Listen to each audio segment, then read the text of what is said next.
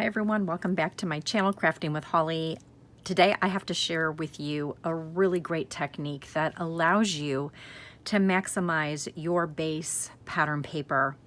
And when you're looking at this layout, which happens to be layout number 3 in the Secret Garden Workshop that the corporate office created, which by the way is one of the most beautiful and elegant layouts, and I absolutely love how my friend Dana took this and just elevated it beyond gorgeousness. These flowers alone from the Secret Garden Thin Cut are just exquisite. But today I really wanted to walk you through and teach you a technique which is gutting. And it's basically taking the base paper and cutting out a square and really allowing you to take the rest of this paper and go utilize it for something else. Now you can also go one step farther, and I could have gutted this piece as well, this periwinkle pattern coordinating cardstock, but I didn't need to because I had plenty for the projects that I was creating. But I am in love with that paper, and when you create Dana's version, you're going to actually be using the new artichoke patterned cardstock for the base. And so you really want to maximize this, because when you're creating this flip flap right here, this 8 by 12 flip flap, it doesn't matter what's behind it because you're actually going to be cutting all of these layers. And so I actually gutted this before I created her version. And I was like, oh no, I made a mistake. But guess what? No, I didn't, because I was able to still take these pieces, cut them at the 2-inch mark and at the 2-inch mark, create this piece, which happens to be, and it's behind. You can see lots of layers here. And so you don't even miss a beat with it. And I know so many people always wonder, well, how do you gut your paper?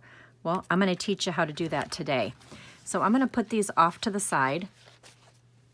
I'm going to bring in my paper trimmer.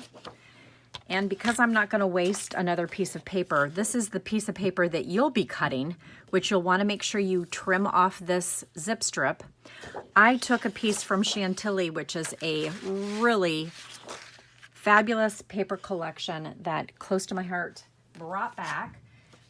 And way back in the day when it was available, I had bought the bulk in this. So I have tons of this paper, and I love it so much that I thought, you know what, I'm going to gut this paper too so I can expand the life on it. So I'm using the Stampin' Up! Paper trimmer. I'm going to expand the arm out, and we're going to take our paper trimmer, we're going to open it up, and we're going to take our paper and we're going to put it at the 1-inch mark. Okay, so we're always putting the paper at the 1-inch mark, and then I'm going to move my blade down to the 1-inch mark. And so I'm going to try and lift this up so that you guys can see what I'm doing.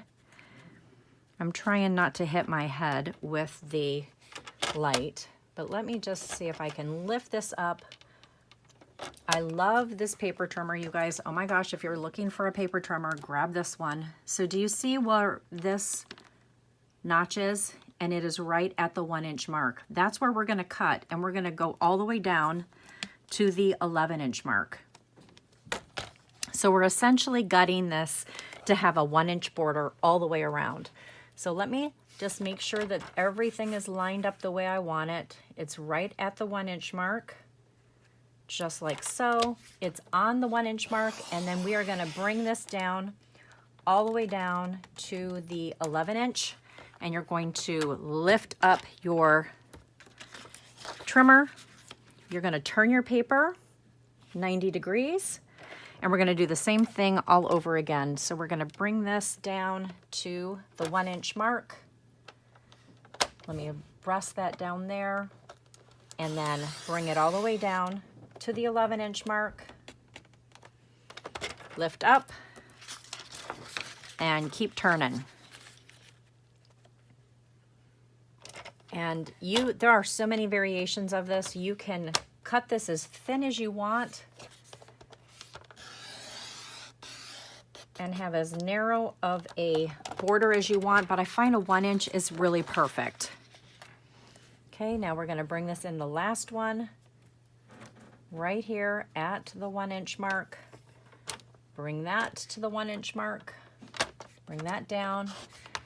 And then bring that all the way to the 11-inch mark. And you may find that some of your corners didn't quite get cut the way you wanted them to. Luckily, all 3 corners of mine got cut beautifully, but this one, the last one, doesn't look like it got cut all the way. So you know what I'm going to do? I'm going to turn it over this way because it looks like that's a more natural way to hold this. And you're just going to trim that out. And now look at this. I have a fabulous piece that is ready to go. So I can go ahead and start creating with it. And now I've got an extra piece that I can do one of 2 things. I can turn this around and there we go. I have this beautiful pattern to go with it. Or I can just take this and use it for something else. Well, drop your comments down below. I would love to know if you have other tips or tricks for gutting your paper. And if this was helpful, please give me a thumbs up down below, and I would love it if you aren't already a subscriber that you click that subscribe button and you keep watching more tips and tricks for paper crafting. Thank you so much, you guys, for joining me. Have a great rest of your day.